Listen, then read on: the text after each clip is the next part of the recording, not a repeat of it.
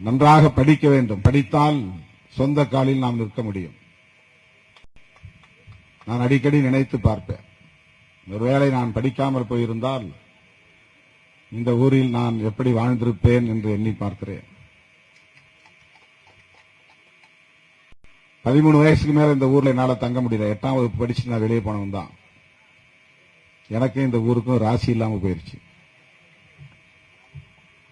இங்க தங்க முடியல, படுக்க முடியல, தூங்க முடியல. 9ஆவதுல இருந்து ஹாஸ்டல், 10, 11 திட்டக்குடி விடுதியிலே படித்தேன். லீவ், கோடை லீவ்ல தான் அங்க வந்துட்டு போவோம். பியூசி விருத்தாசலத்தில் படித்தேன், கோடை லீவ்ல அங்க இருந்தேன். அப்புறம் ஹாஸ்டல். அதன் பிறகு சென்னைக்கு போனவன் 79ல இருந்து அங்கனூரே எனக்கு சம்பந்தம் இல்லைன்னு ஆகிப்போச்சு. எந்த தொடர்புமே இல்லைங்கிற மாதிரி ஆகிப்போச்சு. ஏதோ ஒரு விருந்தாடி மாதிரி வந்துட்டு போகக்கூடிய நிலை தான் இருக்கிறது. வந்தா கூட அரை மணி நேரம் 1 மணி நேரம் இருக்க முடியறதில்லை. ஏன் இங்க வந்த நீ ஓடுங்கிற மாதிரி நம்ம தம்பிங்க பூரா வந்து சேர்ந்துருவாங்க, கூட்டம் கூடிடுவாங்க. உன்னை யார் இங்க வர சொன்னது, கிளம்பு கிளம்பு கிளம்புங்கிற மாதிரி. வீட்டில் நான் ஒரு அரை மணி நேரம் உட்கார்ந்து அம்மாவிட்ட ஃப்ரீயா பேச முடியாது. மேடையில் நிக்கிற மாதிரி வீட்டுக்குள்ள நிற்பாங்க. 10 பேர் நிக்கிற இடத்துல 100 பேர் நிக்கிறாங்க. அதுக்கு பயந்துகிட்டே நான் ஊருக்கு வர்றதில்லை. யாரையும் சொந்த பந்தங்களை விட பார்க்க முடியறதில்லை. இது நான் பிறந்த நேரம் பாங்க. இந்த ஊருக்கும் எனக்கு ராசி இல்லை. ஆனாலும் நான் ஊரை மேம்படுத்த வேண்டும், ஊரில் உள்ளவர்கள் எல்லாம் மேம்பட வேண்டும், இந்த கிராமம் கடந்த காலத்திலிருந்து வளர்ச்சி அடைய வேண்டும் என்று எப்போதும் யோசிப்பதுண்டு. என்னால் முடிந்ததை செய்ய வேண்டும் என்று எண்ணுவதுண்டு. 15 நாட்களுக்கு முன்னர் கலெக்டரை போய் பார்த்து எங்கள் ஊரை வந்து பாருங்கள் என்று கேட்டுக்கொண்டேன். ஒரு 10 வருஷத்துக்கு முன்னால ஒரே மாவட்டமா பெரம்பலூரா இருந்தப்போ போய் அனில் மேஷ்ராம் ஐஏஎஸ் அவர்களை பார்த்து சொன்னேன். உடனே ஊரை வந்து பார்த்தார். என்னுடைய வீடு, எங்க அப்பா அம்மா தங்கியிருந்த ஒரு கூரை குடிசை. அவர் பார்த்துட்டு கோவப்பட்டார். நீங்க ஒரு இயக்கத்துடைய தலைவர்னு சொல்றீங்க, உங்க அம்மாவுக்கு ஒரு நல்ல வீடு கட்டி கொடுக்கூடாதான்னு. இடம் இல்லைங்க என்ன, அவ்வளவுதான். அந்த குடிசை இருந்த இடம் தான், வேற இடம் கிடையாது. அப்புறம் தான் அண்ணன் ராமசாமிக்கு எதிர்ப்புறத்தில் இன்னைக்கு கட்டியிருக்க வீடு இருக்கு, அவருடைய இடம் தான். அந்த இடத்த விலைக்கு தரேன்னாரு. விலைக்கு வாங்கி அவசர அவசரமா அதை வீடு கட்டினா ஒரு நாள் கூட அந்த வீட்டில் என்னால தங்க முடியல. எங்க அப்பா கொஞ்ச நாள் படுத்திருந்தார், அம்மாவும் சரியா தங்க முடியாத நிலை.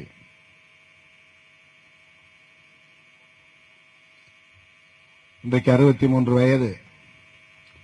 கிட்டத்தட்ட 50 ஆண்டுகளாக நான் வெளியூரிலேயே அங்கனூருக்கு அப்பால் சென்னையிலோ எங்கேயோ ஒரு நாளைக்கு ஒரு ஊர், ஒரு இரவு ஒரு மாவட்டம் என்று ஓடிக்கொண்டே இருக்கிறேன். இப்ப கூட இந்த நிகழ்ச்சியை முடிச்சிட்டு வழியில எத்தனை இடத்துல இழுத்து போவாங்கன்னு எனக்கு தெரியாது. இரவு நான் மாமல்லபுரம் போய் நாளை காலையில கல்யாணத்துக்காக அலைஞ்சே முதுகெலும்பு தேஞ்சு போச்சு.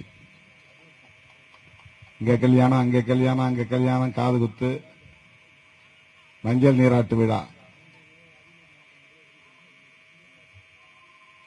எங்கே சுற்றினாலும், எத்தனை மாநிலங்கள் போனாலும், எத்தனை நாடுகள் போனாலும் ஒவ்வொருவனுக்கும் அவன் பிறந்த ஊர் தான் மிக முக்கியமானது என்பதை நாம் அறிவோம். நமக்கு அதான் மனசுல நிற்கும், அதான் மனசுல நிற்கும். அந்த ஊர்ல பிறந்து வளர்ந்தேன். 13 வயசு வரலும் இங்கே வாழ்ந்தேன். அதன் பிறகு என்னால் இந்த ஊர்ல வாழ முடியல. ஆனாலும் இந்த ஊர் வளர்ச்சி அடைய வேண்டும் என்று என்ன அன்றைக்கு அனில் மேஷ்ராம் அழைச்சிட்டு வந்து ஊரெல்லாம் சுற்றி பார்த்து, அதுக்கு பிறகு காளிங்கராயநல்லூரையும் அங்கனூரையும் இணைக்கிற பாலம் கட்டப்பட்டது. அப்பதான் நான் சொன்னேன், நாங்கெல்லாம் இப்படிதான் நடந்து போறோம், தண்ணியில இறங்கி போறோம், ஒரு பாலம் கூட இல்லை.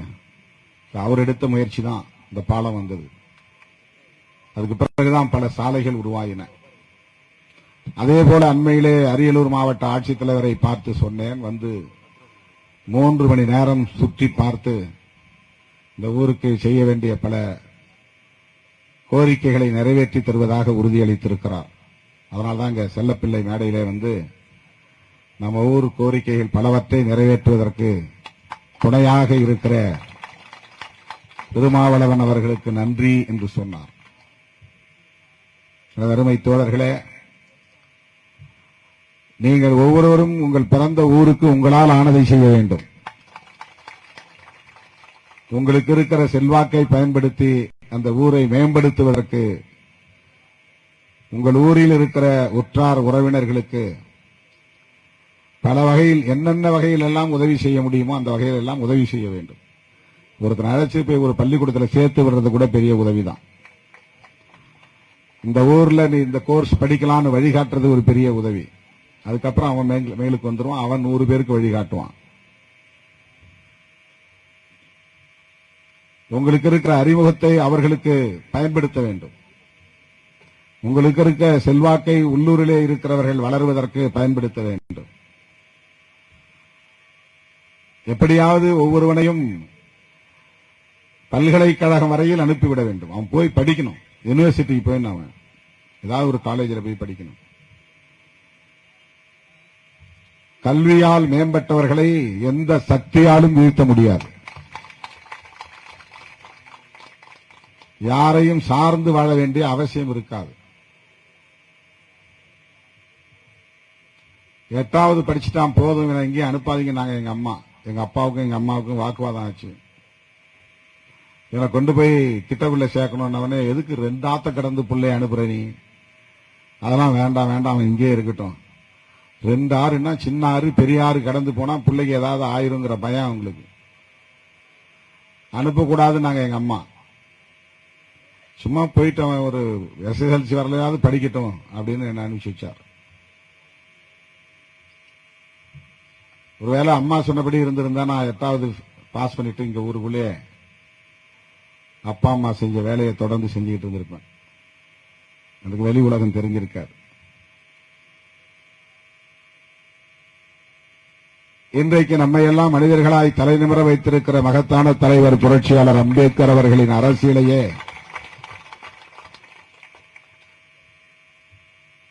மக்களிடத்தில் கொண்டு போய் சேர்க்கிற மாபெரும் பணியை முன்னெடுத்து செய்கிற ஒருவனாக நான் உங்கள் முன்னால் நின்று கொண்டிருக்கிறேன். எனக்கு இந்த நம்பிக்கையை வளர்த்தது நான் கற்ற கல்விதான். எனக்கு இந்த தலை நிமிர்வை தந்தது நான் கற்ற கல்விதான். என்னாலும் சாதிக்க முடியும் என்கிற உணர்வை, இந்த ஊக்கத்தை தந்தது நான் கற்ற கல்விதான். இன்றைக்கு முதலமைச்சரோடு, மற்ற அமைச்சர்களோடு, பிரதமரோடு, மத்திய அமைச்சர்களோடு, உயர் அதிகாரிகளோடு அறிமுகம் கிடைக்கிறது. அவர்களோடு உரையாடுவதற்கான வாய்ப்பு கிடைக்கிறது. இதையெல்லாம் இவர்களுக்கு செய்ய வேண்டும் என்று வலியுறுத்த முடிகிறது என்றால் அதற்கு என்ன காரணம்? கல்விதான் காரணம். கல்வி ஒன்றுதான் காரணம். கல்வி மட்டுமே காரணம். ஆகவே பெருந்தலைவர் காமராஜர் பிறந்த இந்த கல்வி வளர்ச்சி நாளில் உங்கள் அனைவருக்கும் நான் விடுக்கிற வேண்டுகோள், எத்தனை பிள்ளைகளை பெற்றாலும் அத்தனை பிள்ளைகளையும் படிக்க வையுங்கள், படிக்க வையுங்கள், படிக்க வையுங்கள் என்று சொல்லி இந்த மருத்துவ முகாமிலே பங்கேற்ற சித்த மருத்துவர்களுக்கும், அரவிந்த் கண் மருத்துவமனையை சார்ந்த மருத்துவர்களுக்கும், தம்பி முகுந்தன் சதக் உள்ளிட்ட அனைவருக்கும், திருவேங்கடம் அவர்களுக்கும், செவிலியர்களுக்கும், இதனை ஒருங்கிணைத்த இயக்கத்தின் முன்னோடிகளுக்கும், என் உயிரின் உயிரான விடுதலை சிறுத்தைகள் அனைவருக்கும் என்னுடைய நெஞ்சார்ந்த நன்றியை தெரிவித்து முடிக்கிறேன். நன்றி, வணக்கம்.